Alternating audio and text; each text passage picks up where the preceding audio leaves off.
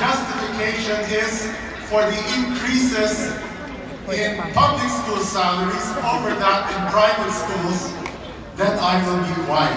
Otherwise, equalize the salaries between both sexes. Thank you very much. Dr. Alma. I have a question. It will be your respective institutions who will pay. It will not be the government. If we will, who will pay your salaries unless the government provides subsidy to the different educational institutions. And probably that's one of the measures that we have to look at. Providing subsidy to private educational institutions. So that we can do that, we need to increase your taxes. It cannot be the private institutions by themselves, because by themselves the private institutions to a great extent are serving the same poor Filipino students whose families cannot afford high tuition. The state, if the state is going to provide free tuition in public schools, since it is the same system of Philippine education, the legislators should see to the equitable rate of salaries. And if there is a distortion through legislation, legislation should correct the distortion. Yeah, thank you, Doris. Father, two things lang. First is that, as the public school teacher is as competent as private school teachers. They're not that. Secondly, I think we can... wala dapat comparison. And then, secondly, DepEd is trying, it's really best to mitigate the impact of increases in the salary of teacher. In fact, there's a proposal to increase the teacher salary subsidy. Under the education service contracting, there is a component called teacher salary subsidy, which magkano lang naman yun? Yes, it's not enough. That's why there's a proposal. And right now it's at 18, no? And we are proposing to increase it. Unfortunately, it has to be discussed further so that it can be considered. Other than that, as I mentioned, we are also looking at increasing the subsidy for senior high school and even the ESC subsidy.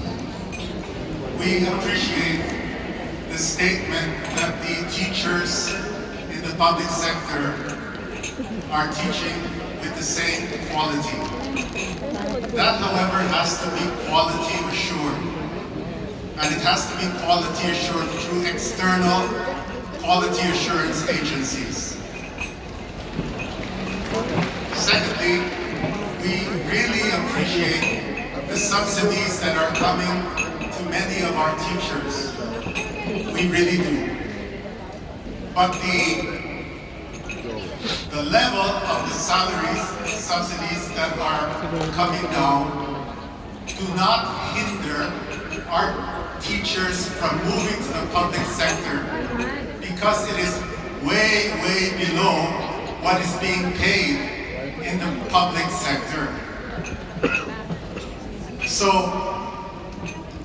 the legislation really must find a way to equalize the salary compensation of both sides so that the system, the one system of education can be healthy and there might be true complementarity between both sides. Thank you very much. I think we can conclude with that, and that's something that we can explore. We all know that teacher salary subsidy is a component of GASPE, but it's not enough at 18,000 at this time. Plus the fact that if you're not ESC participating and you're a senior high provider, then you're not eligible for this teacher salary subsidy. So those are the things that will have to be resolved via legislation, or if it's a different law that will have to be passed other than GASPE, just so we can rationalize salaries across sectors. Then that's something that can be explored with the leaders of the private education groups present today. We now would like to move to higher education because that was the meat of the presentation. And what comes there are big words: quality versus access, right? Even at the higher education level, that's something that is, that's a tug of war this time. And very recent legislation that came out, the universal access to quality tertiary education, is another matter that will really have to be studied and further discussed with legislators. Do you have any comment about this, quality versus access in the higher education sector? Quality versus access. Access, sorry. Access. Well, that's basically the objective of Republic Act 10931 for state universities. That's why we call it universal access to quality tertiary education. It is really important that we do not only give people the access to education, but it should be access to quality education. This should be for all, not only in the public institutions, but also in the private institutions. That we need to have access to quality education. But if you look at our current higher educational system,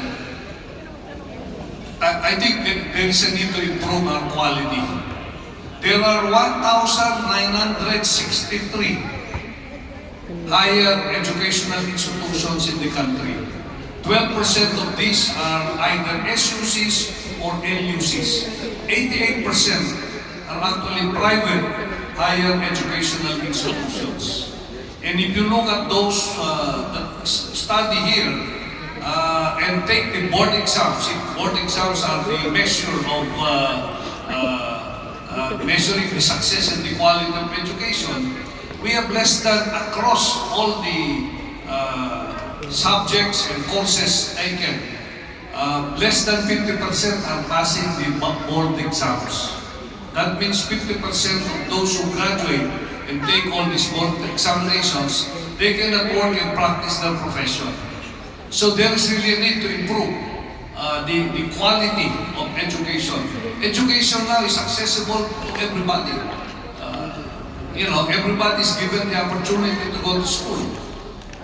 But the problem here is we need to, as you said, there should be quality education that should be provided. Now, what is the role of the government in ensuring that we provide quality education? Republic Act 10931 is an effort, but this is primarily for students in the state universities and colleges.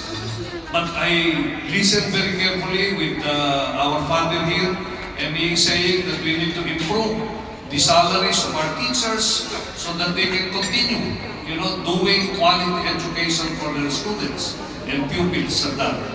So probably my take here is I would like to know what innovative measures that we can do for the different private institutions that will help them pay higher wages and salaries to their teachers and other employees in their respective institutions.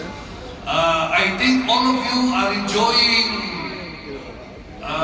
zero tax in your corporate income, right? Probably that's one area that we need to look at. We need to provide tax incentives to private educational institutions so that a part of the income that will not be taxed can be utilized for salaries and wages of teachers and admin personnel. Diba meron kayo, you only pay 10% for those institutions. The rest, they are paying zero. If they are non-stock, non-profit institution.